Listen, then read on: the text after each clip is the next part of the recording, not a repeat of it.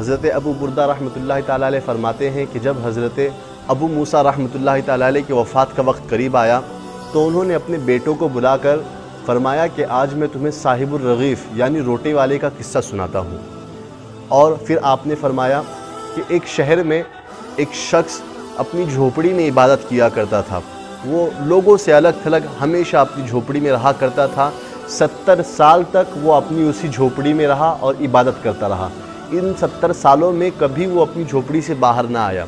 جب ایک دن وہ جھوپڑی سے باہر آیا تو شیطان نے اسے ایک عورت کے فتنے میں مبتلا کر دیا۔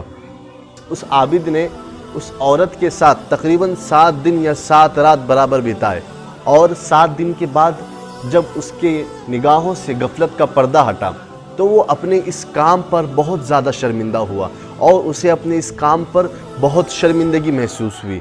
پھر اللہ رب العزت کی بارگاہ میں اس نے توبہ کی اور وہاں سے رخصت ہو گیا۔ اس کو اپنے اس فعل پر بہت شرمندگی تھی، تو اس کی حالت یہ تھی کہ وہ ہر قدم پر نماز پڑھتا اور توبہ کیا کرتا تھا۔ لیکن جب ایک دن وہ گزر رہا تھا، جاتے جاتے راستے میں وہ ایسی جگہ پہنچا جہاں پر 12 مسکین رہتے تھے۔ وہاں پر ایک راہب آتا تھا، وہ ان مسکینوں کو ایک ایک روٹی دیا کرتا تھا۔ وہ عابد شخص ان مسکینوں کے پاس جا کر تھکاوٹ کی وجہ سے گر پڑا۔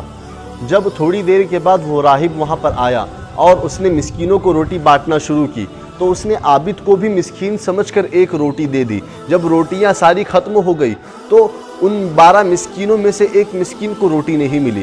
اس نے راہب سے مخاطب ہو کر کہا، آج آپ نے مجھے روٹی کیوں نہیں دی؟ وہ راہب کہتا ہے، میں نے تو پوری 12 روٹیاں بانٹ چکا ہوں، میرے پاس ایک روٹی بھی نہیں بچی۔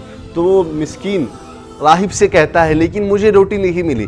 راہب تمام مسکینوں سے مخاطب ہو کر پوچھتا ہے، کیا تم میں سے کسی کو 2 روٹی ملی ہے؟ تو تمام مسکین کہتے ہیں، نہیں، ہم کو تو ایک ایک روٹی ملی ہے۔ پھر اس کے بعد راہب مسکین سے مخاطب ہو کر کہتا ہے، شاید تم آج 2 روٹی لینا چاہتے ہو، جاؤ آج کے بعد میں تمہیں ایک روٹی بھی نہیں دوں گا۔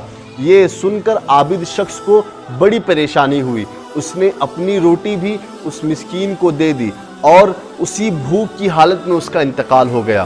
جب مرنے کے بعد اس کے 70 سال کی عبادت کو ان 7 راتوں کے ساتھ جو اس نے اللہ کی نافرمانی میں گزارے دونوں کا وزن کیا گیا تو اس کی 70 سال کی عبادت پر اس کی 7 راتیں جو اللہ کی نافرمانی میں گزری وہ غالب آ گئی، اور پھر اس کو جہنم کا مستحق بنا دیا گیا۔ اور پھر اس کے بعد جب اس کی 7 راتوں کو اس ایک روٹی سے مقابلہ کیا گیا، اس ایک روٹی کے ساتھ وزن کیا گیا جو اس نے مسکین کو دی تھی، تو اس کی 7 راتوں پر اس کی ایک روٹی دینے کا ثواب اس کو کام آ گیا اور اس پر وہ غالب آ گیا، اور اس کی وجہ سے اللہ رب العزت نے اس کی بخشش فرما دی۔ اس واقعے سے ہمیں ایک درس ملتا ہے کہ انسان جب کسی کی بھوک مٹاتا ہے تو اللہ رب العزت کو اس کا یہ عمل بہت ہی پیارا لگتا ہے۔ انسان اگر 70 سال تک عبادت کرتا ہے لیکن اگر وہیں پر 7 دن بھی اللہ کی نافرمانی بھی گزارے تو اللہ رب العزت اس کی 70 سالہ عبادت کو چھوڑ کر